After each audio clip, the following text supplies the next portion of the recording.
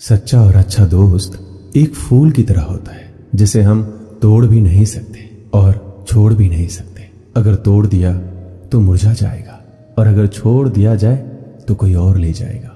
दिल के सच्चे लोग भले ही जीवन में अकेले रह जाते हैं, लेकिन ऐसे लोगों का साथ भगवान जरूर देते हैं।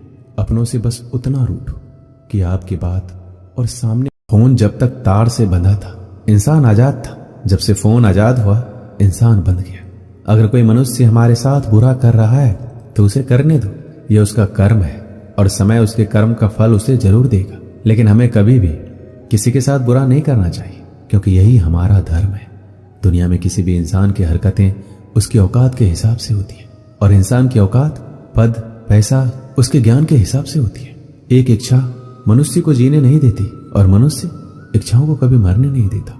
जो बुरे वक्त में आपको आपकी कमियां गिनाने लग जाए, उससे ज्यादा मतलबी इंसान कोई हो ही नहीं सकता। उनसे सलाह कभी मत लेना जो उस पड़ाव पर है ही नहीं जहां तुम पहुंचना चाहते हो, क्योंकि माता पिता और गुरु के अलावा ज्यादातर लोग आपको आपके मार्ग से भटकाने का ही कार्य करते हैं। मन बड़ा चमत्कारिक शब्द है, इसके आगे ना लगाने पर नमन हो जाता है और इसके पीछे ना लगाने पर ये मनन हो जाता है। इसलिए जीवन में नमन और मनन करते रहिएगा। जीवन सफल ही नहीं बल्कि सार्थक भी हो जाएगा। मुस्कान हमारी जिंदगी का सबसे महत्वपूर्ण हिस्सा है, जिसके बिना पूरी दुनिया अधूरी है। मुस्कान से जिंदगी की हर परेशानी दूर हो जाती है। इसलिए मुस्कुराओ खुद के लिए, हौसला होना चाहिए। बस जिंदगी तो कहीं से भी शुरू हो सकती है। एक छोटा सा तिनका आंख में चला जाए तो घमंड से उठे सिर को भी झुका देता है। दिल की खामोशी पर मत जाओ, बात के नीचे अक्सर आग दबी होती है। जब कोई व्यक्ति अपनी समस्या को आपके सम्मुख रखता है तब वह आप पर ईश्वर के जैसे पूर्ण विश्वास रखता है। समय बताते बहुत लोग हैं, पर समय पर काम आने वाले बहुत ही कम। अपनी किस्मत को कभी दोष मत देना। आप इंसान बनकर पैदा हुए हैं, ये किस्मत से कम नहीं है।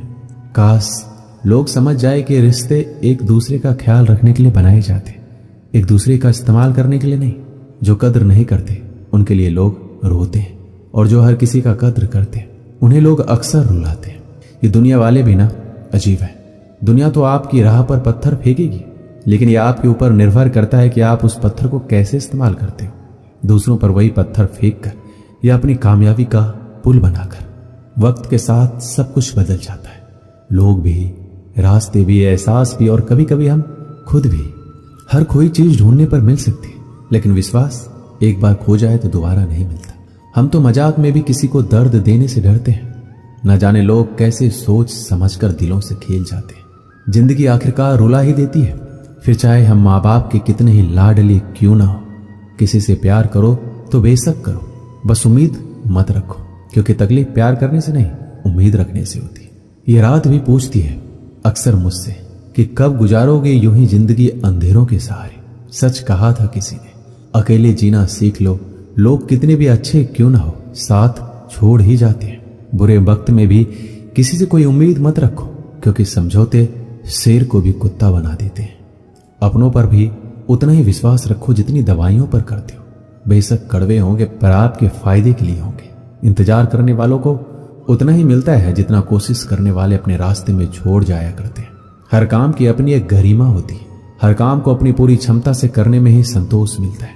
हर एक चीज में खूबसूरती होती है, लेकिन हर कोई उसे देख नहीं सकता। दौड़ने दो खुले मैदानों में इन नन्हे कदमों को। जिंदगी बहुत तेज भागती है बचपन गुजर जाने के बाद। 2 पल की जिंदगी है, इसे जीने के सिर्फ 2 असूल बना लो। रहो तो फूल की तरह और बिखरो तो खुशबू की तरह। पेड़ की शाखा पर बैठा पंछी कभी डाल हिलने पर नहीं घबराता है, क्योंकि पंछी डाल पर नहीं अपने पंखों पर भरोसा करता है। गुरु और सड़क दोनों एक समान होता है। खुद वहीं रहते हैं पर दूसरों को मंजिल तक पहुंचा देते हैं। सुबह का मतलब केवल सूर्योदय नहीं होता, ये तो सृष्टि की वो खूबसूरत घटना है जहां अंधकार को मिटाकर सूरज नई उम्मीदों का उजाला फैलाता है। सार्वजनिक रूप से की गई आलोचना अपमान में बदल जाती है और एकांत में बताने पर सलाह बन जाती है। उम्र में चाहे कोई आपसे बड़ा हो या छोटा, लेकिन वास्तव में वही बड़ा होता है जिसके दिल में सभी के लिए प्रेम, स्नेह और सम्मान होता है। उम्र को हराना हो तो शौक सदा जिंदा रखिए, घुटने चले ना चले। जब दुनिया कहती है कि अब कुछ नहीं हो सकता, तो ये वही समय होता है कुछ कर दिखाने का। घमंड ना करना जिंदगी में, तकदीर बदलती रहती है शीशा वही रहता है, बस तस्वीर बदलती रहती है। गुणों के सहारे ही व्यक्ति सफल हो पाता है, मगर गुणों के साथ साथ यदि उसमें विनय और विवेक भी साथ हो तो शिखर छू सकता है। अच्छे लोगों का स्वभाव गिनती के शून्य जैसा होता है। जैसे शून्य की कोई कीमत नहीं होती, परंतु शून्य जिसके साथ होता है उसकी कीमत बढ़ जाती है। बहुत पहले समय की बात है, एक राज्य में एक राजा का राज था। वह अक्सर सोचता था कि मैं राजा क्यों बना। एक दिन इस प्रश्न का उत्तर प्राप्त करने उसने अपने राज्य के बड़े बड़े ज्योतिषियों को आमंत्रित किया। ज्योतिषियों के दरबार में उपस्थित होने पर राजा ने यह प्रश्न उनके सामने रखा, जिस समय मेरा जन्म हुआ ठीक उसी समय कई अन्य लोगों का भी जन्म हुआ होगा, उन सब में मैं ही राजा क्यों बना। इस प्रश्न का उत्तर दरबार में उपस्थित कोई भी ज्योतिषी नहीं दे सका। एक बूढ़े ज्योतिषी ने राजा को सुझाया कि राज्य के बाहर स्थित वन में रहने वाले एक महात्मा कदाचित उसके प्रश्नों का उत्तर दे सकते हैं। राजा तुरंत उस महात्मा से मिलने वन की ओर निकल पड़े। जब महात्मा के पास पहुंचे तो देखा कि वो कोयला खा रहे हैं। राजा घोर आश्चर्य में पड़ गया, किंतु उस समय राजा की प्राथमिकता अपने प्रश्न का उत्तर प्राप्त करना था, इसलिए उसने इधर उधर की कोई बात किए बिना अपना प्रश्न महात्मा के सामने रख दिया। प्रश्न सुन महात्मा ने कहा, राजन, इस समय मैं भूख से बेहाल हूं, मैं तुम्हारे प्रश्न का उत्तर नहीं दे सकता। कुछ दूरी पर एक पहाड़ी है, उसके ऊपर एक और महात्मा तुम्हें मिलेंगे, वो तुम्हारे प्रश्न का उत्तर तुम्हें देंगे, तुम उनसे जाकर मिलो। राजा बिना समय व्यर्थ किए पहाड़ी पर जा पहुंचा। वहां भी उसके आश्चर्य की सीमा नहीं रही जब उसने देखा कि वह महात्मा चिमटे से नोच नोच कर अपना ही मांस खा रहे हैं। राजा ने उसके सामने वो प्रश्न दोहराया।